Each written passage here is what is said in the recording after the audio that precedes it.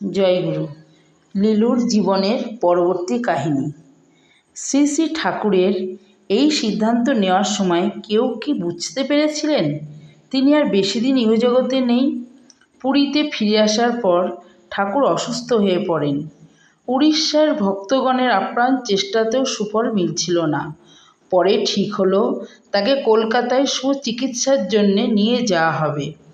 এ ব্যাপারে প্রস্তুতি নিতে থাকলে ঠাকুর একদিন তথাকার বিশিষ্ট কয়েকজন ভক্তকে বলেছেন যে তার অনুপস্থিতিতে কুঠিরের মায়েদের দেখাশোনার দায়িত্ব তাদেরই নিতে হবে, যাতে কোনো রকম অসুবিধায় পড়তে না হয়।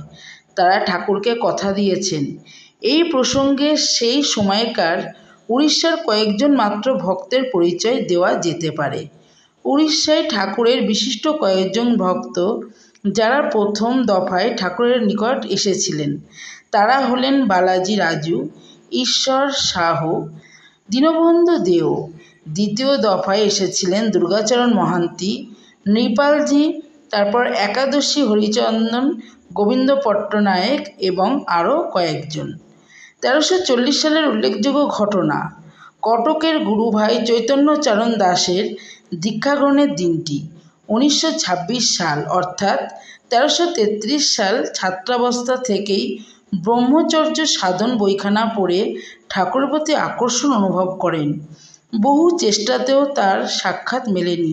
ইতিমধ্যে তিনি সমাজ অফিসে চাকুরিতে ঢুকেছেন, বিয়ে করে সংসারী হয়েছেন।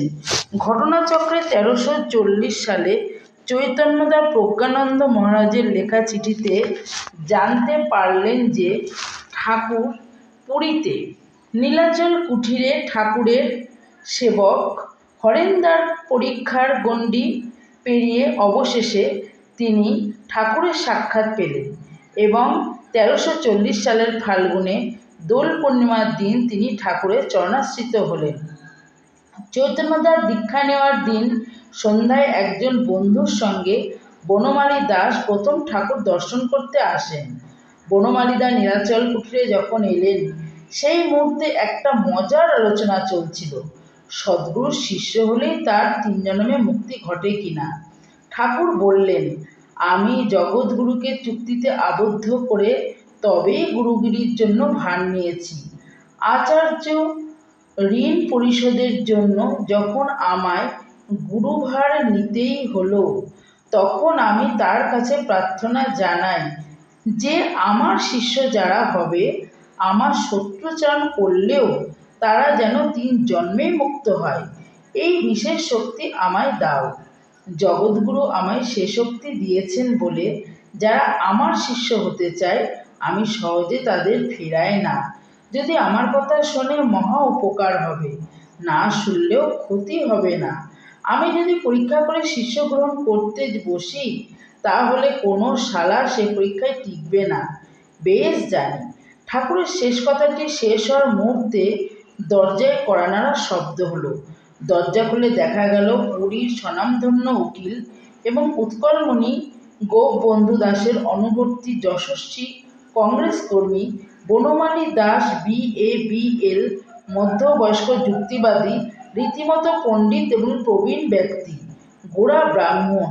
প্রভু জগন্নাথ ভিন্ন কারোর সম্মুখে মাথা নত করেন না। সঙ্গে এক ভদ্রলোক। এরা দুজন ঠাকুরের দর্শন প্রার্থী। বনমালীদা ঠাকুরের লেখা যোগীগুরু, তান্ত্রিকগুরু অনেক আগেই পড়েছেন এবং ঠাকুরের ফটোও দেখেছেন। আজকের দর্শন তার প্রথম দর্শন। জয়গুরু। লীলুর জীবন কাহিনী আজ এই পর্যন্ত। আপনাদের যদি এই ঠাকুরের প্রসঙ্গ যদি আপনারা শুনতে চান তাহলে চ্যানেলটিকে অবশ্যই সাবস্ক্রাইব করবেন।